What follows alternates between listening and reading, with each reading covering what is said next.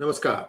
Hello and welcome to PGurus channel. I am 𝙒𝙖𝙩𝙪, your host, and today I have with me General Ravi Shankar, and we're going to talk about some things like, for example, the current status as a general sees it between Russia and Ukraine. Second, the role that India can play as a mediator in this, and third, the missile that allegedly landed in Pakistan and started from India. So all these three things we're going to talk about. I want you to stay till the very end because we are going to reserve the best, as always, for the end. General Ravi Shankar, namaskar and welcome to PGurus channel, sir. Namaskar, and thanks a lot for calling me over again. It's a pleasure to Uh, interact with you and the audience. General Ravi Shankar, it's always a pleasure to have you on our channel, sir. Straight talk and very very honest appraisal of where things stand. A 360-degree view. Everything that you say is lapped up. And first off, General Ravi Shankar, can you give us a view from the sides or from the front? I don't know how close a view you have of what is playing out in Ukraine. Russia, they say, is inching in, but they haven't caught, from my reports, only one city they have captured so far in Ukraine. Everything else, they keep saying they're moving, but children's hospitals are getting bombed. How do you see this, sir? I've just written an article on how the war is progressing and what should our role be, and what should our way forward be. But be that as it may, what we are seeing and what we are being fed is largely the Western narrative. The Russian Yes. narrative is not coming to us. But even then, the fog of war is slightly lifting, and there is a little bit of clarity what's happening. Leave out the allegations and etc., which or the accusations of the West on what Russia is doing. But let's look at it. What is the current status between Russia and Ukraine politically? Politically, Ukraine has said we have given up on NATO. We are prepared to discuss the independence or the autonomy of Donbas region, both the republics, and Zelensky has realized that the West has ditched him. Right, the favorite word today, which is going around, is Ukraine. On the other hand, Russia has said, look, you lay down your arms, surrender, we'll stop the war immediately. Now, Putin has got four aims in this whole thing, as it appears. One, it shouldn't, Ukraine shouldn't join NATO. That he's probably achieved. Second, Donbas should be recognized as a separate region. Even that they have agreed to. Third, Crimea should be part of Russia, and that should be recognized by Ukraine. That I think, will get go under some negotiation. The fourth part, which is important, he wants to make Ukraine a totally neutral country and demilitarize it. That is what he is doing now. If you see the way the military operations are going, capturing Kiev, Kharkov, and all are more for show, symbolic. But he's actually capturing getting hold of the Ukrainian forces and to demilitarize them. All right. Now, if you see the map and you see the whole thing, the Russian forces are zeroing on to Dnipro. Dnipro is the fulcrum in the east, Ukraine. The moment there's a link up between the southern forces, Dnipro and Kharkiv, all Ukrainian forces to the east get trapped. They'll further, once Kyiv is surrounded in some manner and operations proceed down south, Ukrainian forces to the north also get trapped. And he will start getting after that. Even the airstrikes, my guess, notwithstanding what the US, the others say, is after military targets. He is getting after military targets, right? And I don't think Putin is going to capture these cities and hold them and all that. I think he's going to demilitarize and get out and leave Ukraine to what it is, having taken off Donbas and Crimea. Right? And I don't think NATO is going to come in very clearly. Even the EU in their conference yesterday have very clearly indicated that we'll do everything for EU, etc., etc., etc. But when it comes to Ukraine and membership, they're dilly-dallying. In fact, they said, no, we'll consider it. First, initially they said, no, we'll take them on and all that. But now they're saying, oh, there's a process, it'll take time, and somewhere they've given a timeline of 2 to 3 years, but that's hell of a lot, and that's in the future. Who knows? And USA is also very clear that they're not going to enter this conflict with Russia. Those cards are clear. Right now, Ukraine is on its own. They'll get some physical help. No physical help. They'll get some, arms and ammunition, and they'll get funding. And the refugees are being taken care of. The human disaster or the humanitarian situation is being addressed by the Europeans. Nothing more. So this is where it is. We'll see how it goes in the next 2-3 days. Also, the foreign ministers have had one discussion in Turkey, and Mr. Putin has said that there is some progress and there's some hope there. And I just heard Mr. Zelensky speak in BBC. He's also said something. So I think we might inch to a deal. Once the deal gets, then the whole thing will fall in its place. And the larger sanctions and all that will take a different shape, because I'm sure Russia will say, I will take a deal only if these sanctions are lifted. And also, there's a lot of thing to go, right? And in the meanwhile, the West is going ahead with sanctions. I think sanctions will take time, but they have no immediate effect on what is happening on ground. So this is where we are. Interesting situation. This is what I have to say. Take it forward. General Ravi Shankar, in one of my monologues, I had suggested that if you draw a vertical line from Odessa to Kiev, and everything to the right of it is what looked like, Putin's target. Now, Ukrainians are leaving from Ukraine, and it is a good likelihood that the minorities on the eastern part of that line, who are not Russian Orthodox, could also be leaving. I have my doubts if they'll be able to get back, assuming normalcy returns in a reasonable amount of time. Your thoughts on that? I don't think that that's an extreme view. I don't think this country will get divided. I don't think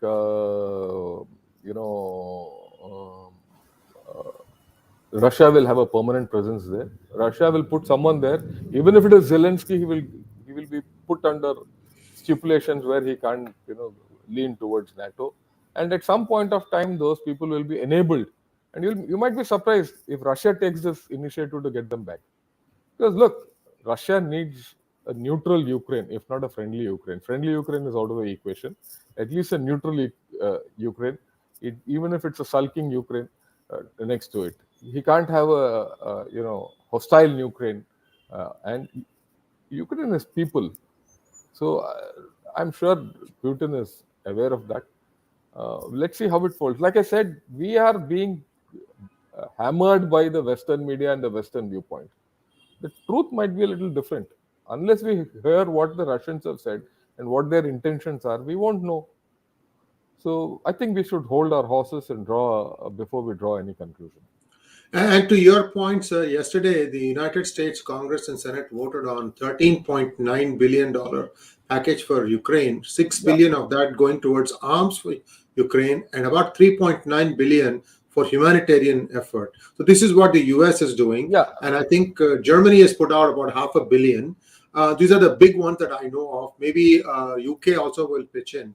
So there is going to be an organized effort to try and rehabilitate the Ukrainians who are now probably in camps. It's still winter. It'll be another couple of months before things get a little bit warmer. So it's going to be a little bit of a darkness. And I'd like to make another point. You see, so far the Ukrainians, the refugees, are about 2.5 million.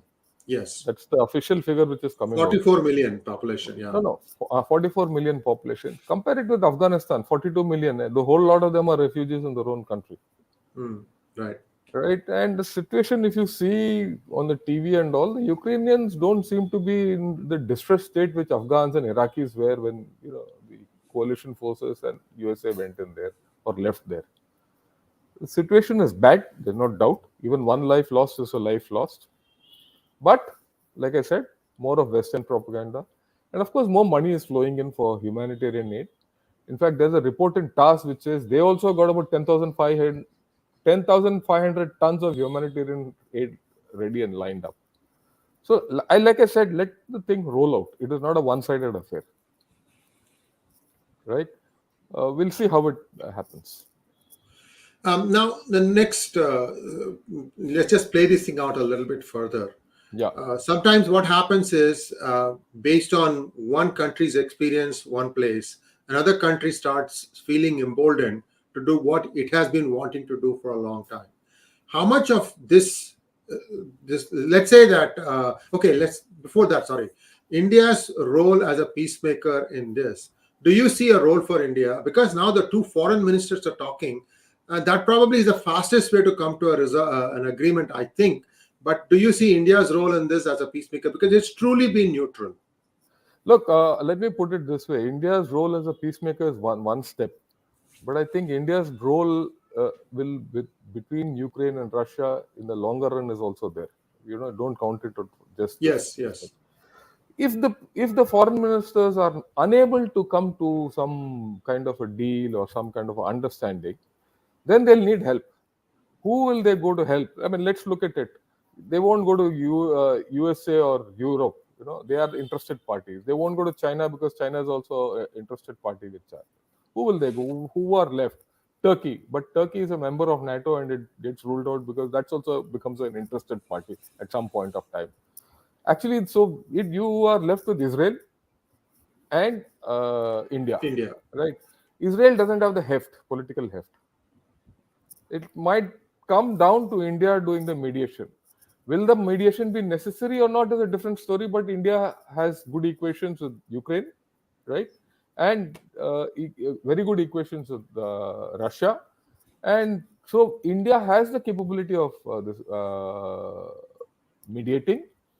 And we have also indicated in the UN, and Mr. Modi has spoken to Mr. Putin and Mr. Zelensky, and they've said, why don't you both talk? We should finish the whole thing, right?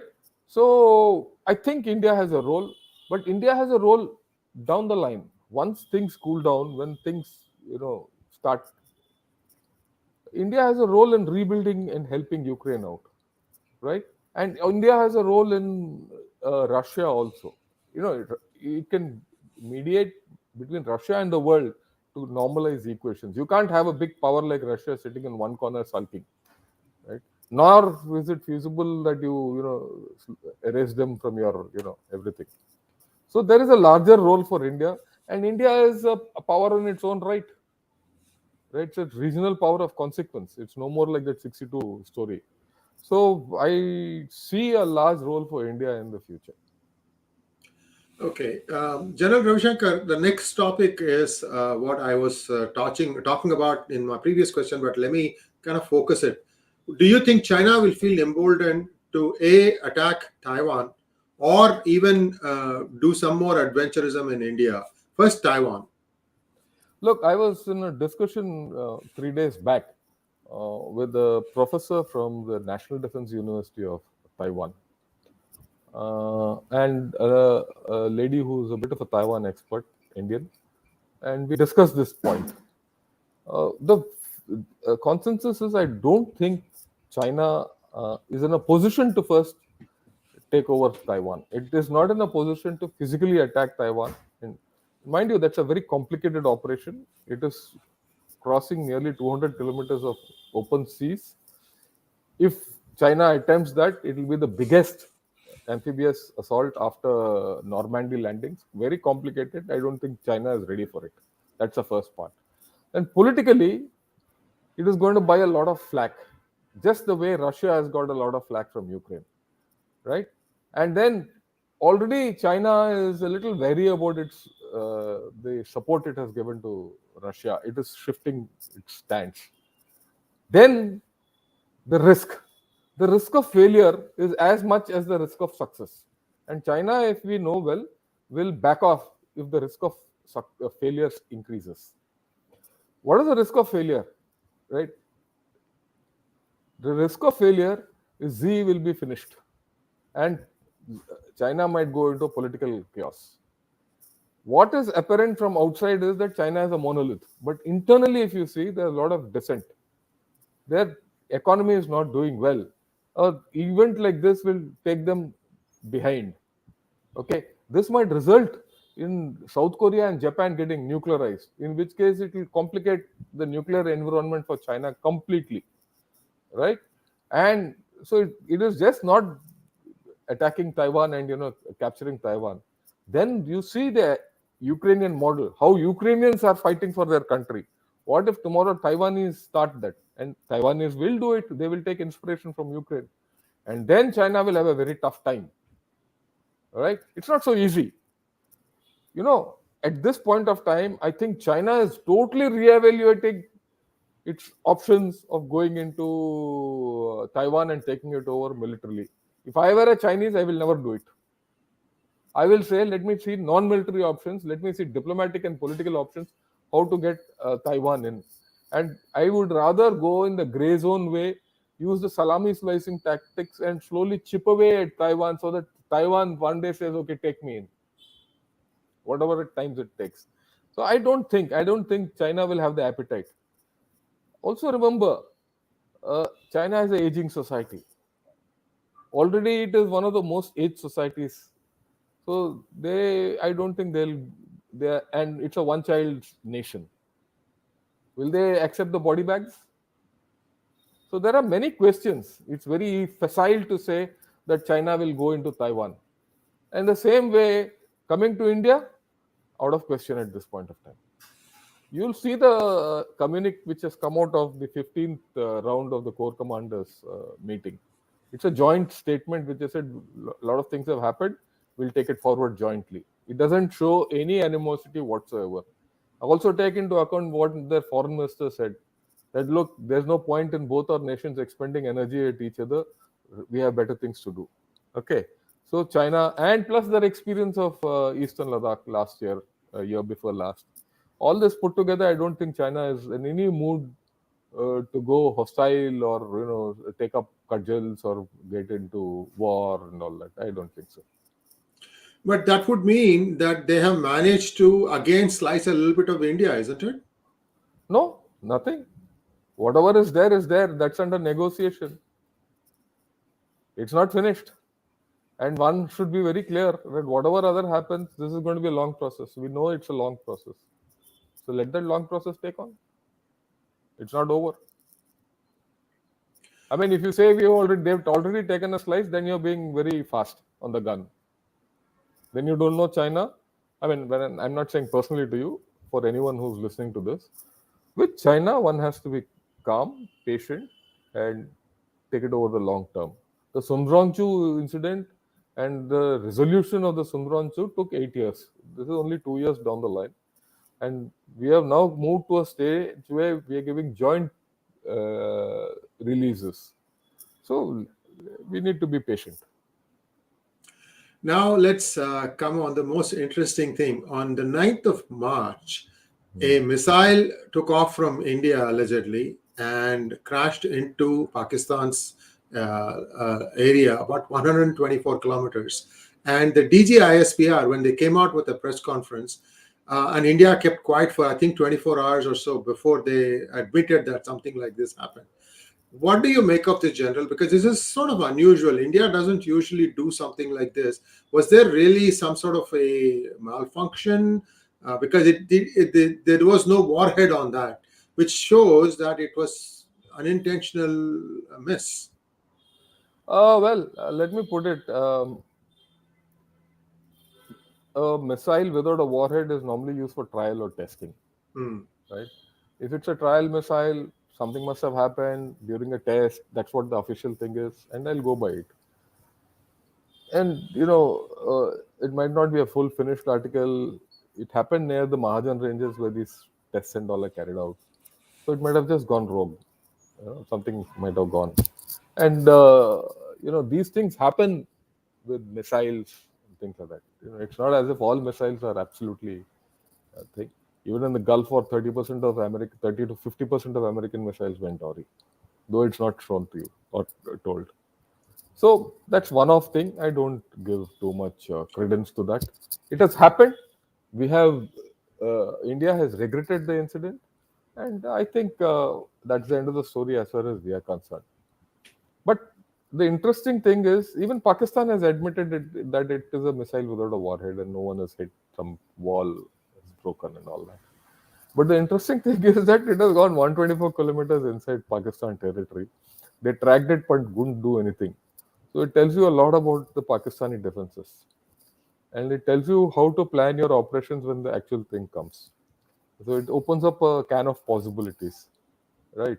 And we'll see what Pakistan does now. Also, it gives you the thing that, as per the DGISPR, they started tracking this missile right from the moment it took off.